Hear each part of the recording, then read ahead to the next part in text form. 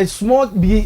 ECG ade no ho na obusa ne se o mo be kwa assignment enya assignment no mo de o mo ka o baby e Canada pa ye Legon mo nko baby e Canada pa ye your friend say o ma wie Legon ho nyina akoto mu nwie oh ade ni be fie no mu ya wait ya o me din komo bebre mate take it from me o ma wie all the residential areas ho no ma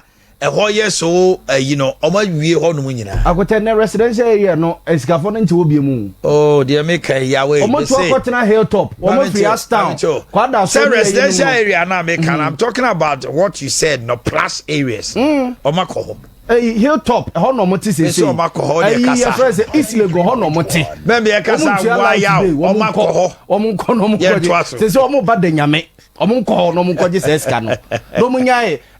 town ne sama se na ho Dabio, Tentam Kasa Unim. The reason why this week, Omutusana Mon say, the discussion and the talk has become, say, Moya, slums on this areas, no, or we are mafias, this high baby to say Sawaba, think us,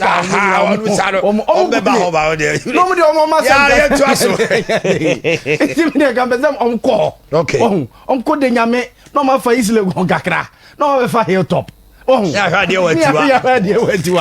so no this is for nya say djuma my akota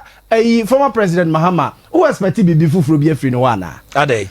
yes say no also campaigning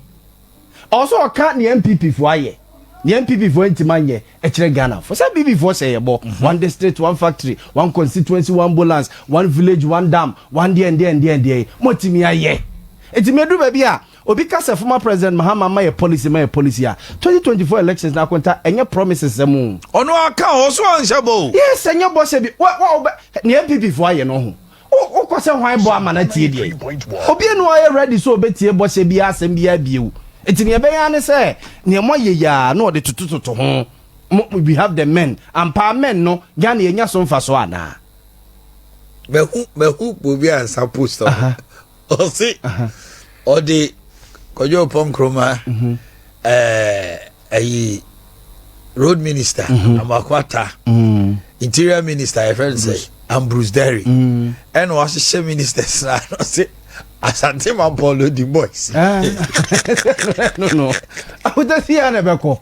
president Mahama kwara mo bi asai ni baboli ni papa the pa so first pass first can be siwo achimota ebetu afri achimota no free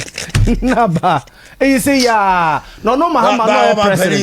president da onya isa akasenchi akutani kwenso ojai mo ka chenso ye incompetent mo kanya ma to Ghana for tirim doesn't mean he's coming with bitterness anya bitterness but nyono so ka he's paying them back yes nya neda hoyi mo so ye incompetent sebi mo na mo ye nyansafo mo be he man so mo de yakwa kodu say o de yakọ IMF say mo square ade no ya na mo so mo de yakọ bi Paris ahuta enya de fufuro bi anti papa na sem na woka no on say edu ba bi a na wa punch ba bi kakra o me ba ye be make sure say ye beti e bi a your friend say the ministers so me ba sa mra wei me make sure say be sa be bio article 71 or 72 say den de no ye be hwe ni bio on say okwa ba bi a wo so oka bibi efa eniema bi a e concerns a Ghana for reason eniema kitten bi efa Ghana mra ene Ghana systems bi a ya build ya to over the years no akakakra also oponchi a no oponchi oba mama hu se mo na mo say mo ba be say odu be nya no de alanche matiasem esa so twa no mpo so say Ghana ya ba be talkatives na no action talk only not no action o say MPP before yes ma alanche matiasem me say Ghana aguta kasa MPP kasa bebrebe enu ne yehu ne omba ba mu enu ne yehu so ma ye bi yes but arentina na wonim so obeye bi untimi nyene nyina no one can say the be ni nyina no mo kan na Ghana ni America ka difference mamo ne no Ghana ni agoda e ka Ghana ni America difference mamo e ka ni ba ya ho ma no kwa ho ma no e ka ni ba ya no we have found man bokiti anyazam getwa it is ana 2024 elections na ebeye MPP for na gitum so mo pa omdo mo nsa be keka one day straight one factory no one omo we say Corona will come